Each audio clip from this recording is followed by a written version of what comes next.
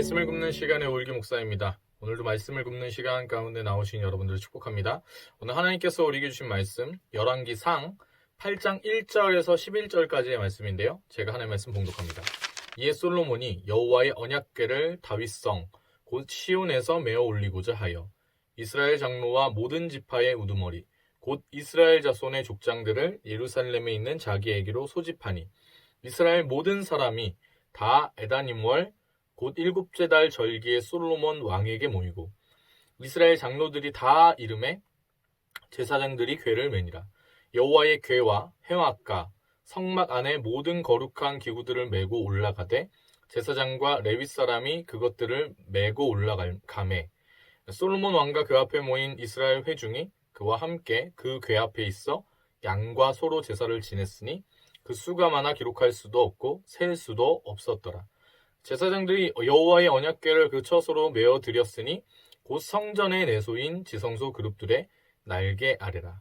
그룹들이 그 궤 처소 위에서 날개를 펴서 궤와 그 채를 덮었는데 채가 길므로 채 끝이 내소 앞 성소에서 보이나 밖에서는 보이지 아니하며 그 채는 오늘까지 그곳에 있으며 그 궤 안에는 두 돌판 외에 아무것도 없으니 이것은 이스라엘 자손이 애굽 땅에서 나온 후 여호와께서 저희와 언약을 맺으실 때에 모세가 호렙에서 그 안에 넣은 것이더라. 제사장이 성소에서 나올 때에 구름이 여호와의 성전에 가득하며 제사장이 그 구름으로 말미암아 능히 서서 섬기지 못하였으니 이는 여호와의 영광이 여호와의 성전에 가득함이었더라. 아멘.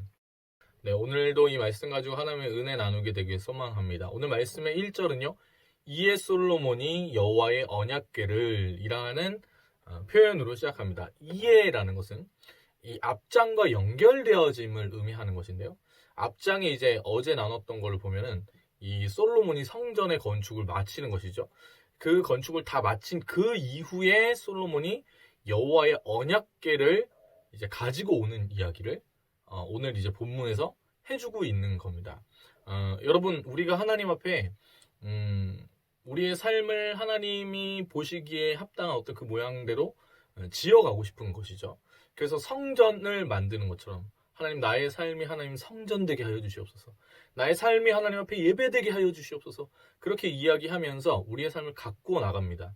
그때 가장 중요한 것은 무엇이냐? 오늘 본문에서 여호와의 언약궤를 가져오는 그것이 무엇을 뜻하는 것이냐면 우리의 삶의 종교적인 행위, 하나님을 믿는 어떤 섬김과 헌신의 모양, 그거보다 더 중요한 것이 있는데 그것은 무엇이냐면 하나님의 임재가 나의 삶 가운데 있는 것입니다. 사랑하는 여러분, 우리가 예수님을 믿는다는 것은요, 우리가 교회를 나가고 신앙생활을 한다는 것은요, 어떤 종교적인 어떤 모양만 가지고 있는 것이 아닙니다. 그것은 하나님의 임재, 즉 나와 함께 하시는 하나님과 긴밀한 교제 가운데에 내가 그 살아있는 생명력이 있는 관계를 누리는 것이 우리의 신앙생활인 것이죠.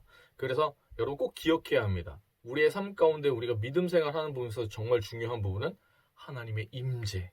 그 임재가 나의 삶 가운데 중심에 있는 것입니다. 아무리 나의 삶이 화려한 성전 같은 것이더라도, 아무리 다른 사람이 보기에 정말 신앙생활 잘하시는 것 같아요, 정말 너무 훌륭하신 것 같아요, 그렇게 이야기해도 마음의 중심에 하나님의 임재가 없다면 그 신앙생활은 죽어있는 것일 수 있는 것이죠. 그것을 꼭 기억해야 되는 겁니다. 자, 1절에서 그래서 이 솔로몬이 여호와의 언약궤를 가지고 옵니다.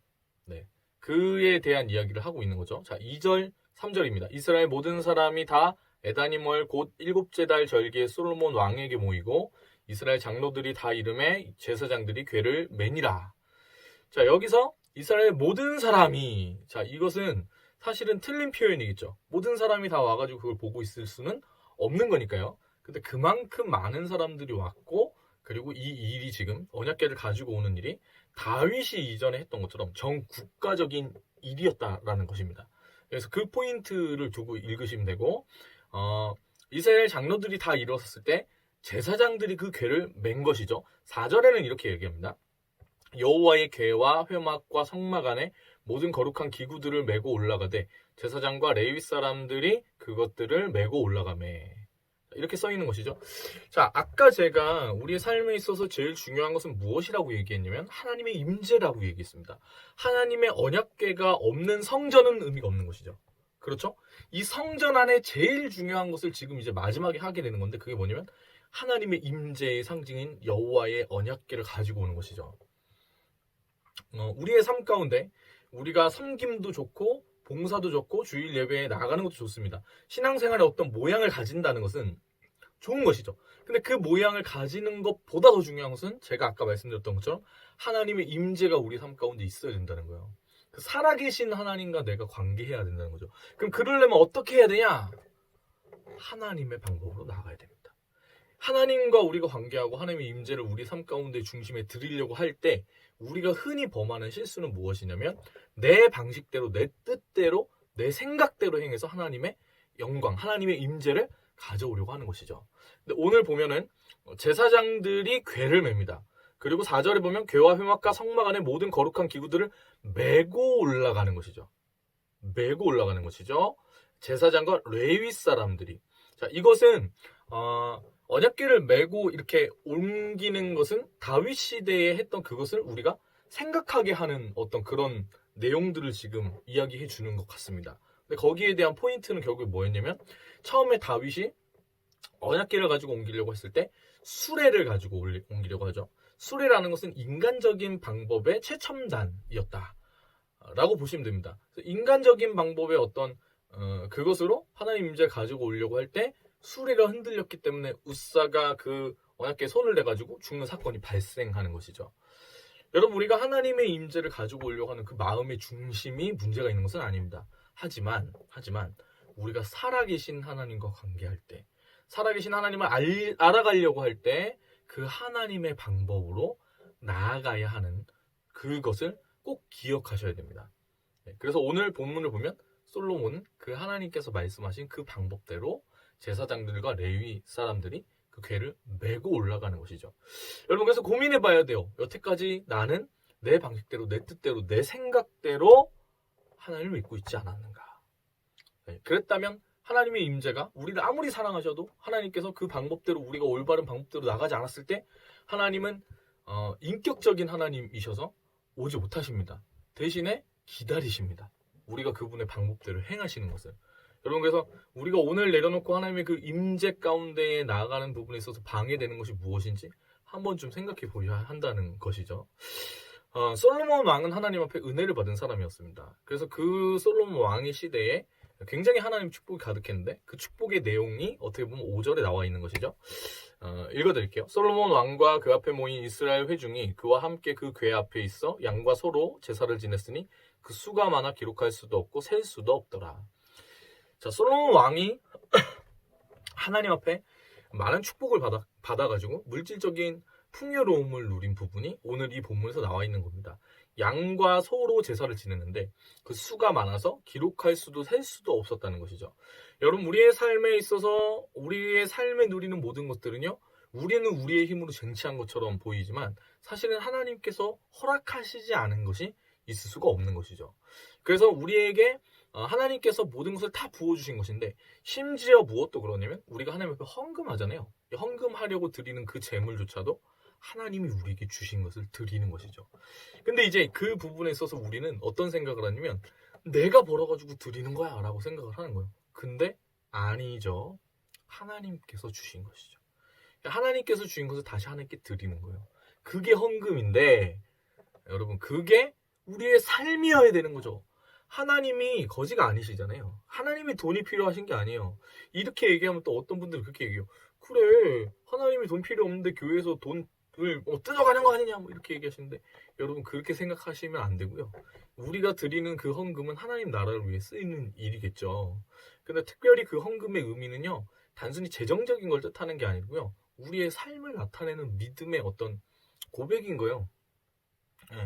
우리의 물질뿐만 아니라 여러분, 하나님께서 여러분에게 삶의 시간들을 주신 겁니다. 내 것인 게 사실 하나도 없고 맡겨주신 것이죠. 그래서 그것을 다시 하나님께 드리는 겁니다. 물질을 드리는 것은 가장 쉬운 일이죠. 물질보다 시간을 드리는 것은 어렵습니다. 물질보다 여러분 가진 재능을 하나님 앞에서 쏟아내는 것은 더 힘든 일이에요, 사실. 그것을 꼭 기억하셔야 됩니다.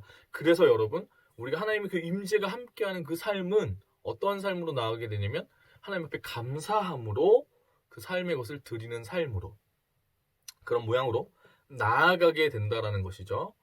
자, 우리가 하나님의 그 임재하심 가운데 누릴 때에 가장 중요한 것이 한 가지 있습니다. 그것이 무엇이냐면 우리가 삶의 중심에 하나님의 말씀을 두어야 한다는 것입니다. 자, 오늘 본문의 9절인데요. 제가 읽어드릴게요. 그 궤 안에는 두 돌판 외에 아무것도 없으니 이것은 이스라엘 자손이 애굽 땅에서 나온 후 여호와께서 저희와 언약을 맺으실 때에 모세가 호렙에서 그 안에 넣은 것이더라.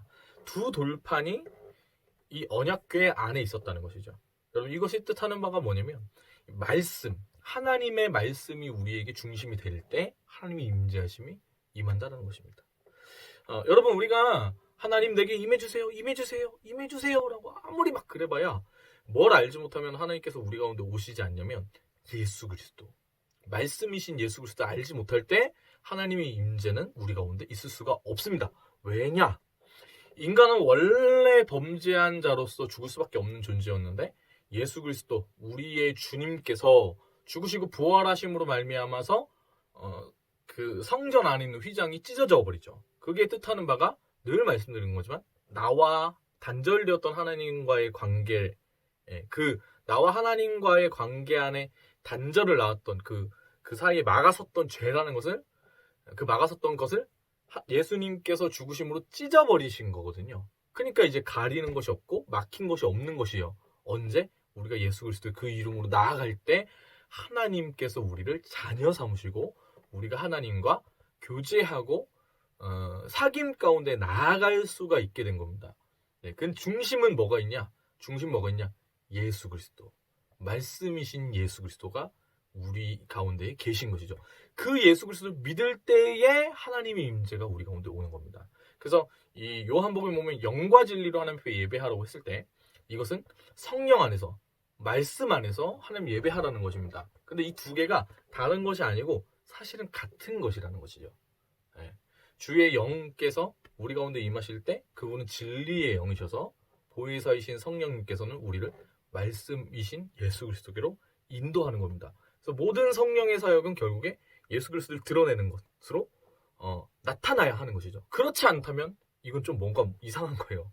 그러니까 모든 성령의 사역은 능력을 나타내는 것으로 그치면 안 되고 모든 성령의 사역은 반드시 예수 그리스도를 높이는 것, 그분의 십자가의 영광이 드러나는 것으로 마무리되어진다는 걸 꼭 기억하셔야 됩니다.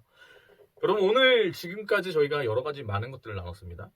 우리의 삶이, 성전이 아무리 화려하더라도 그 안에 언약궤를 가져오지 않으면 소용이 없다고 말씀드렸죠. 그 언약궤를 가져올 때, 하나님의 임재를 우리 삶 가운데 가져올 때 하나님과 교제하는 방법은 내 방식이 아니라 하나님이 원하시는 방식대로 해야 된다고 말씀드렸습니다. 근데 그 가운데 우리가 하나님께 나아가는 그 방법조차도 하나님께서 우리에게 주신 은혜 안에서 주신 것으로 하나님께 나아가는 것이죠. 그때에 예수 그리스도 말씀이신 주님을 붙잡을 때에 하나님 임재가 우리 가운데 오게 된다라는 것까지 나눴습니다. 여러분, 그때 어떤 일이 일어나게 되냐면 10절에서 11절인데요. 제사장이 성소에서 나올 때에 구름이 여호와의 성전에 가득하매 제사장이 그 구름으로 말미암아 능히 서서 섬기지 못하였으니 이는 여호와의 영광이 여호와의 성전에 가득함이었더라. 여러분, 우리의 삶에서 원하는 바가 하나님의 영광 바라보게 되는 그것이 우리의 소원이었으면 좋겠습니다. 나의 이름을 높이고 나의 영광을 드러내는 것이 아니고요. 우리와 함께 하시는 하나님, 그 주님 우리의 눈으로 바라볼 때에 주의 영광을 바라보는 그 나의 삶 가운데에 하나님 우리와 함께 하실 때 그 주님의 영광이 이곳에 가득함을 우리가 선포하고 그 주님의 이름으로 우리의 삶을 살아가고 우리의 삶이 성전됨으로 말미암아서 우리의 그 삶의 모든 순간의 이야기들을 통해서 하나님이 또한 영광 받으시는 그런 놀라운 시간들, 우리의 오늘 하루 복된 한날 가운데에 일어나게 되기를 소망합니다. 함께 찬양할까요? 내는 주의 영광을 보내 인데요. 함께 찬양하며 나가기 원합니다.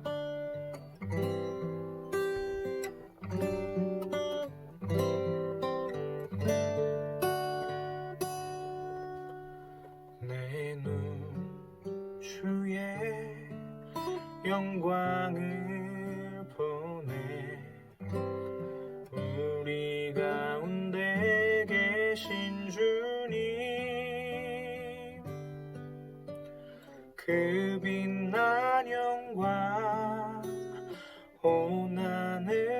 없고 그 찬송 온 땅 가득해.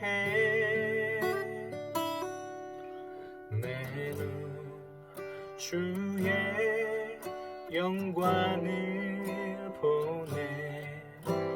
찬송 가운데 서신 주님의 얼굴을 온 세상 향하네. 권능의 팔을 드셨네.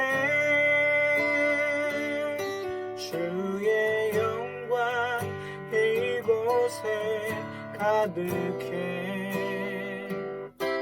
우린 선해 주님과 함께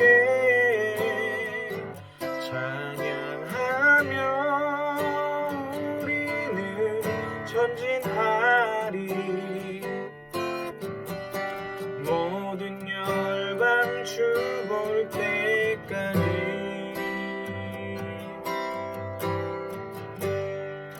내 눈 주의 영광을 보네. 내 눈 주의 영광을 보네. 찬송 가운데 서신 주님의 얼굴을 온 세상 향하네.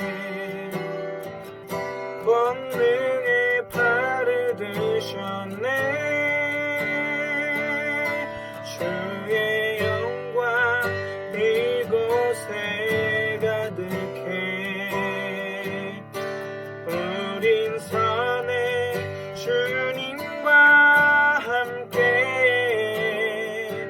찬양하며 우리는 전진하리. 모든 열방 주 볼 때까지. 하늘아버지 우리 새롭게 하사. 하늘아버지 우리 새롭게 하사. 열방 중에서 주를 섬기게 하소서. 모든 나라 일어나 찬송 부르며 영광의 주님을 보게 하소서.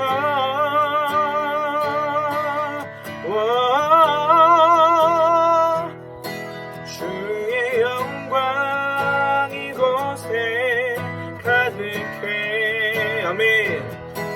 우린 선해 주님과 함께 찬양하며 우리는 전진하리. 모든 열방 주 볼 때까지. 주의 영광 이곳에 가득해. 주의 영광 이곳에 가득해. 우린 선해 주님과 함께 찬양하며 우리는 전진하리. 모든 열방 주 볼 때까지. 사랑의 주님, 우리의 삶 가운데 오늘 아버지 하나님 주님의 임재하심이 가득히 넘치게 되길 소망합니다. 주님, 우리의 생각과 우리의 뜻이 아니라 하나님 죽어있는 아버지 하나님 종교 활동을 하는 것이 아니라 살아계신 하나님과 함께하며 나아가는 오늘 한날, 주님 말씀하시는 그 방법대로 우리가 주님 따르며 우리의 삶을 살아갈 때 말씀을 붙잡고 예수 그리스도 그 주님 붙잡음으로 오늘 하루 나아갈 때 하나님의 임재가, 하나님의 영광이 가득한 삶을 살아가게 하여 주시옵소서. 우리의 눈이 주의 영광을 바라보고 주님, 우리가 아버지 하나님 주님을 찬양하며 전진할 때에 우리의 삶을 둘러싼 모든 것들이 주의 영광을 바라보고 주님을 찬양하는 일들이 있게 하여 주시옵소서. 우리 삶 가운데 인도하시고 역사하시는 주님을 찬송합니다. 감사드리며 예수님의 이름으로 기도합니다. 아멘. 오늘 하루도 화이팅입니다. 사랑합니다. 축복합니다.